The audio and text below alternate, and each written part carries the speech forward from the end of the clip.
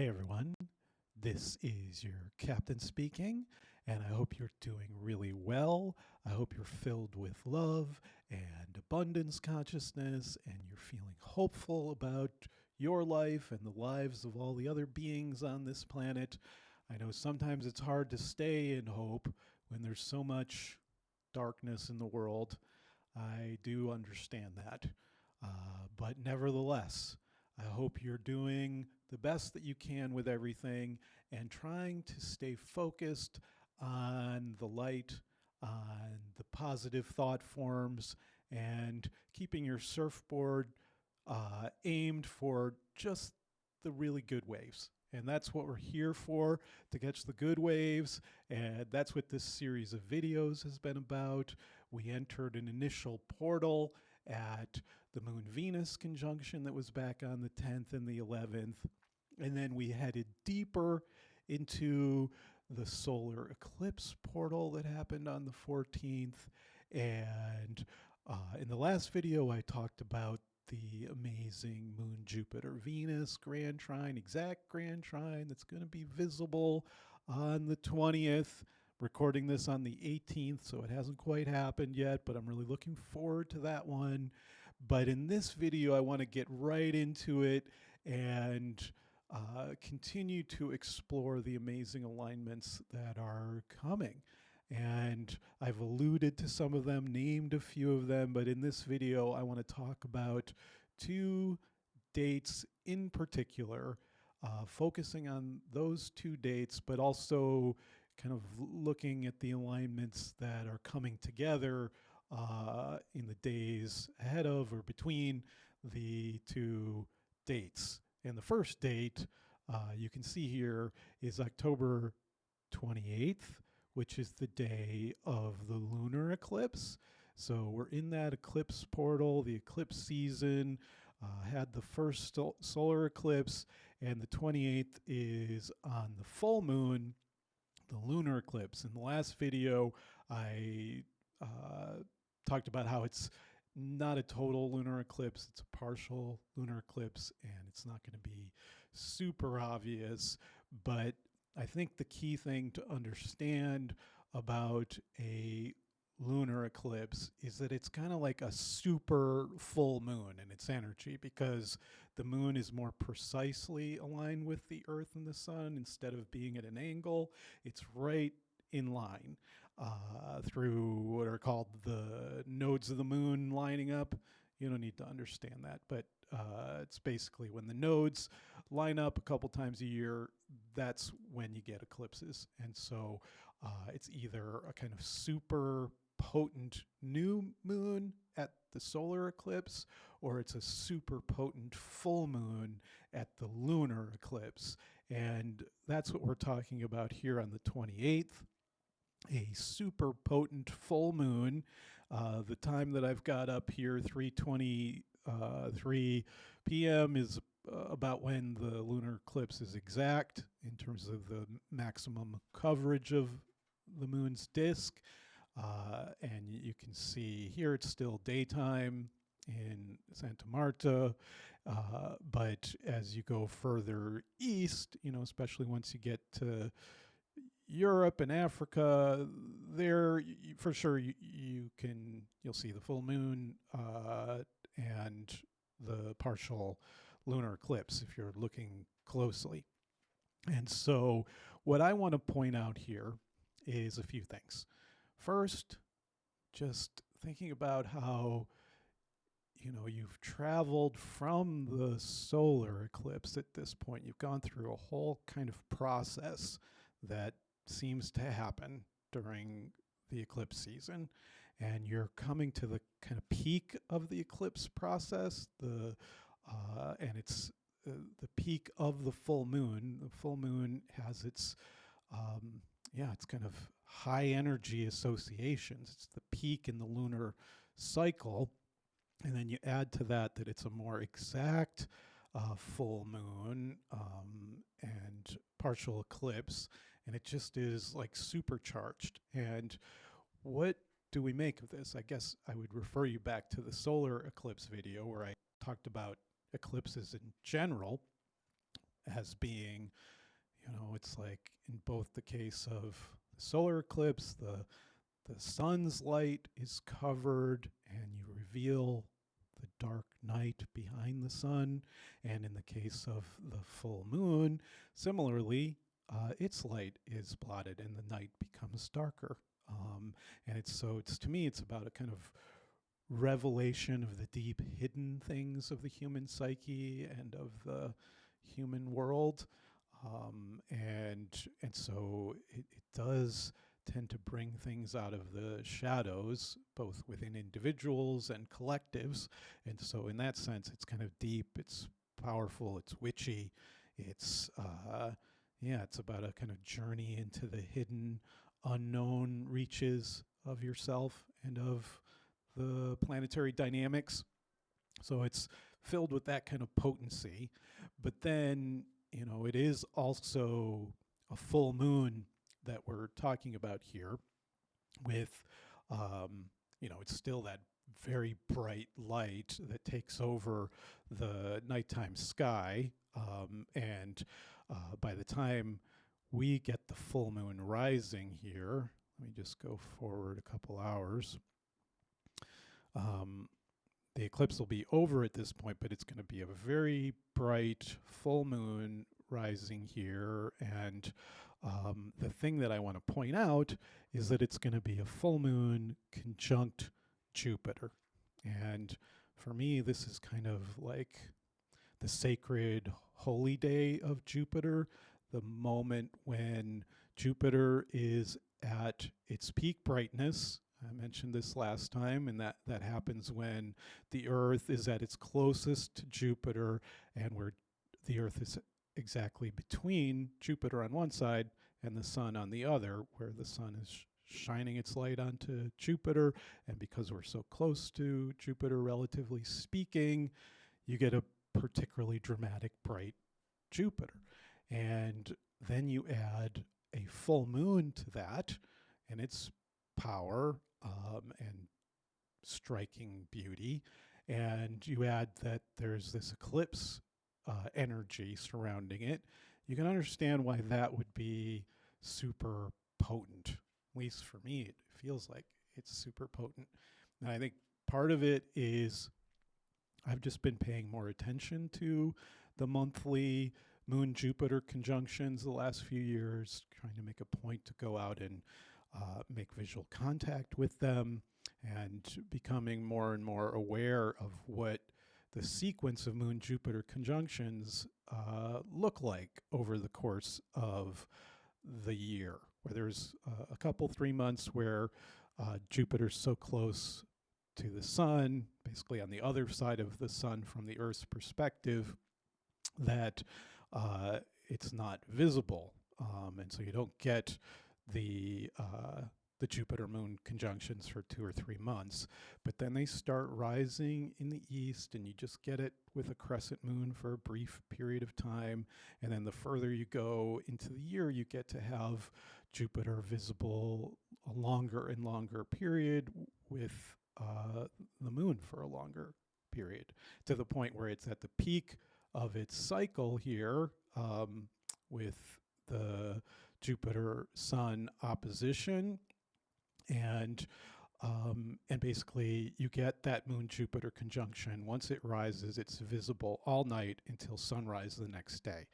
And so it's kind of like Jupiter crowned queen of the sky for those couple days that the moon is with that peak brightness Jupiter, or Jupiter at its peak brightness. And it's like you have all night long to be with Jupiter, to meditate with Jupiter.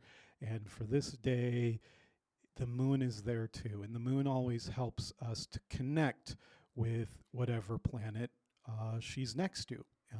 And so like when we try to connect with the Moon-Venus conjunctions, it's like the moon helps us to have an emotional connection with Venus. And when we pay attention to the Moon-Jupiter conjunctions that happen each month, it's like we get to have more of that emotional connection and kind of feeling connection to Jupiter and start to have that kind of more vulnerable, emotional connection with their nature, their personality, their beingness. And and so this is the peak moment for that, I feel. And so it's a time for really honoring Jupiter, and also where you imagine that Jupiter's honoring you and granting you abundance and blessings and bringing you positive perspectives on things and elevating your point of view and bringing smiles to your face and laughter to your heart, this kind of thing. Jupiter's always trying to do that, but you can imagine at the point in their cycle where it's this peak moment, it's like their dominance, their prominence is just more present, and you can connect with them more easily. Just like on a visual level, you can find them the easiest. You know, it's a great time to get out your binoculars and try to see the moons of Jupiter. Can be a little harder when the moon's right next to Jupiter because the light is kind of obscuring things. But I've more than once looked at Jupiter with binoculars when the moon was there and was able to see those Jupiterian Jovian moons. And so yes, this is eclipse season, but it's also peak Jupiter season. And remember, Jupiter this year and next year is conjunct Uranus. So there's this extra dimension of a once in 13 year cycle happening, a once in 13 year Jupiter Uranus conjunction.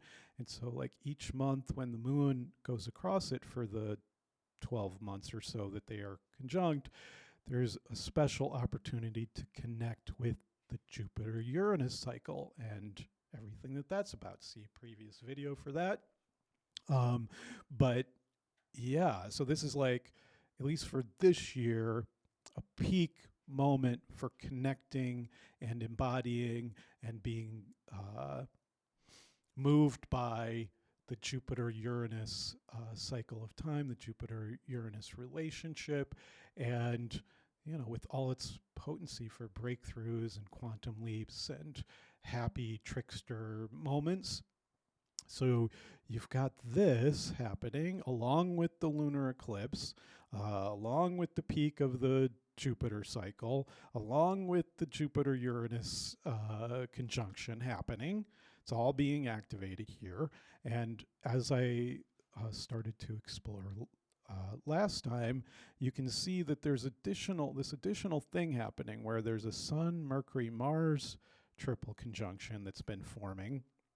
And all three of them are opposite to the moon and Jupiter.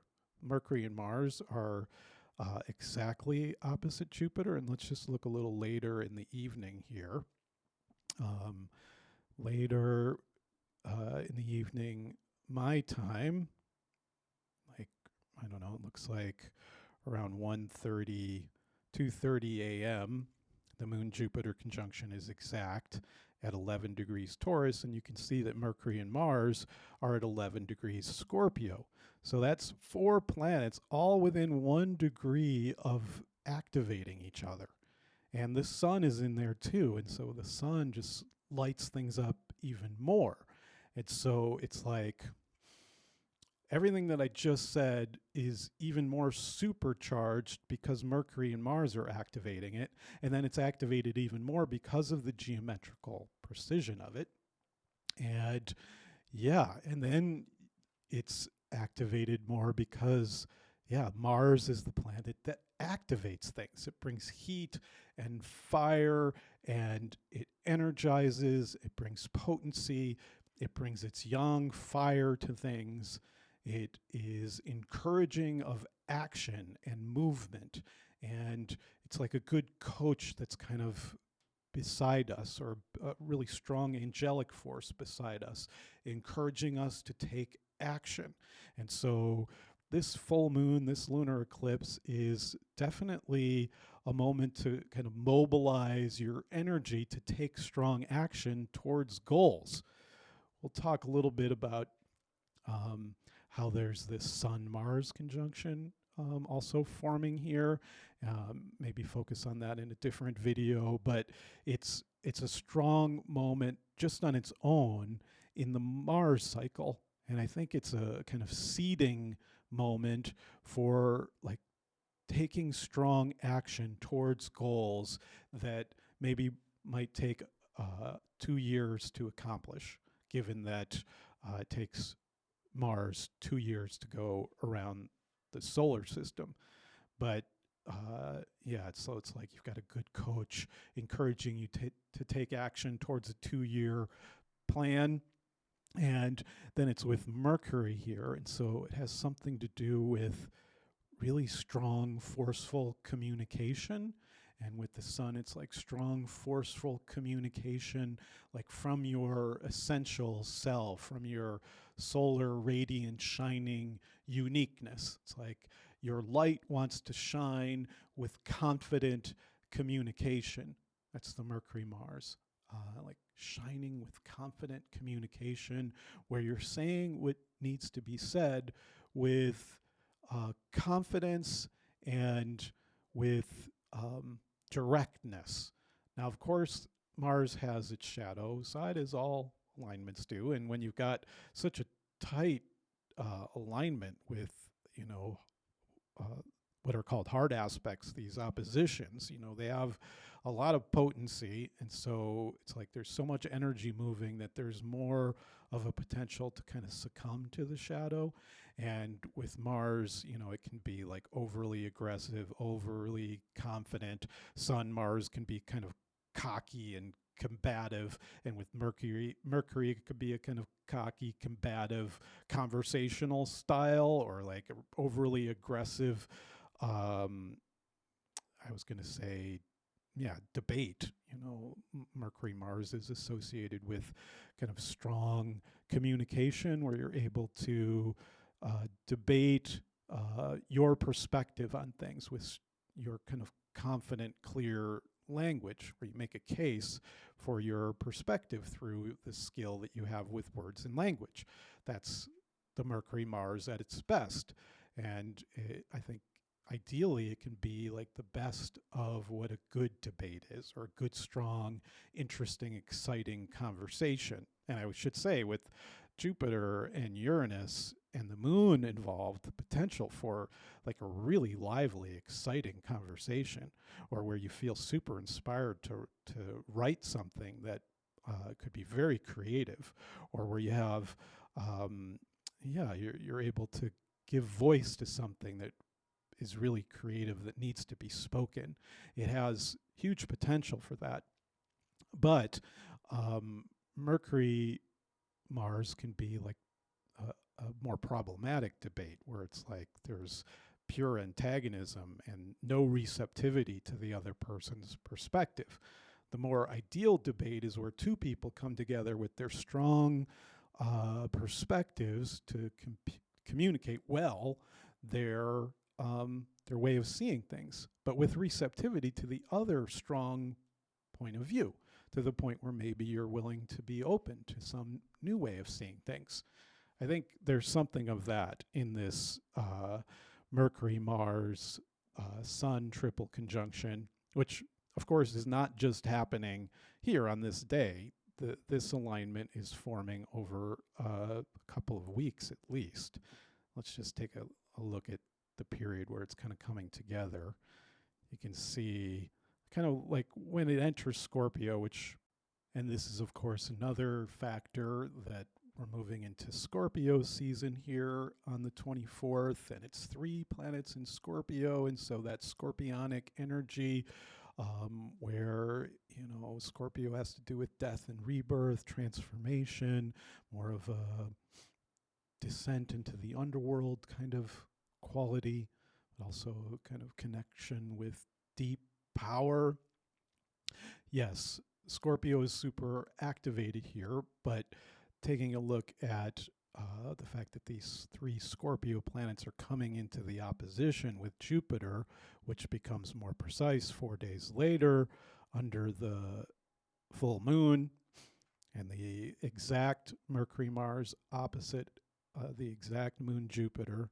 It's like this is where this larger alignment of the Sun, Mercury, Mars triple conjunction opposing the Jupiter Uranus conjunction and briefly combined with the Moon, that starts to come in. And I think it's a longer, well, let's look at how long it lasts here. I think we want to consider this whole period up through November 9th or so. You've got all three planets like are either on Jupiter or Uranus. And so, the 28th, I don't know, those 10 days or so, the Jupiter-Uranus conjunction is just getting super activated, and you just want to be aware of, it just is a high potency time.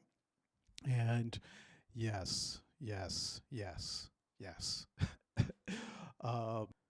Just a few more words about these individual alignments. We could spend a lot of time here breaking it all down, each planet with each other planet. But like, for example, the Mercury opposite Jupiter, the potential for that being a really positive mind state alignment, an alignment where you're more likely to have a kind of higher perspective, a more positive mental attitude. And then the Mars Jupiter, typically it's like, usually it's just a very positive, confident, bold energy. And then with Mercury, it's coming through the voice. And on the Sun, it's like really shining bright. And okay, so we could go into a lot more detail here, but I think you get the potency of this moment in terms of this alignment here. But now I want to bring your attention to another thing that's happening that will lead us into the November 3rd chart. And the thing that I want to name here is that Venus is opposite Neptune. I want to look at Venus here. And let's actually just go back to today when we're recording this. And basically Venus is coming out of the opposition to Saturn that's been a part of the energy the last couple weeks. And it's moving into the grand trine that I talked about in the last video. We're getting the Venus trine Jupiter. And as it goes forward, it's going to also trine Uranus. We're going to talk about that later because it comes into play on November 3rd. But in the meantime, it's moving into the opposition to Neptune. And I would say that starts to happen around October 26th, maybe. That's when it's a 9-degree opposition, and it's also a day where there's a Moon-Neptune conjunction. So it's kind of like we had the Moon-Venus conjunction that we looked at a couple weeks ago, and at this point, it's a Moon-Venus opposition, and it's basically the Moon and Venus lining up with Neptune. And so I think this is a good moment to start kind of feeling into the Neptune frequency getting stronger. And because it's Venus opposite Neptune, it's a particularly dynamic form of that. And it's one of the more special energies. We talk about it a lot on this channel. The heart chakra portals that I've guided us through very intentionally each year now since 2019. It's that cycle with all of its potential for like spiritual love, spiritual healing that opens the heart, the potential for feeling like a kind of divine, sacred, angelic love force that is actively moving through your life and the lives of those that you love. It's that kind of energy also like for like really sacred art and music experiences, the potential for kind of soulmate union with other people, where it's like you connect with a soul friend or soul lover. It's that kind of cycle where you're kind of feeling into those qualities. And this is one of the peaks of the year for it. And it starts to come in at the 26th. By the time we get to the lunar eclipse, you can see it's really coming in. And that I think kind of softens some of those energies. It balances out this super fiery Sun, Mercury, Mars, opposite Jupiter that comes in well, this is on the 29th at this point. Yeah, this is the early morning of the 29th. And and so yes, by this point it's a 6 degree opposition, which is usually when it starts to really kick in. But I now want to take us to the third, and oh, this is a kind of cool moment here that I'm noticing. One of the things that's coming in here that really is strong on November 3rd is a Venus Uranus Pluto grand trine. At this point, it's a very tight Venus Uranus trine and a broader Venus Pluto trine on the 30th. And at this point, it's just a 5 degree opposition with Neptune. So this is actually what's called a kite formation that's really starting to come in here.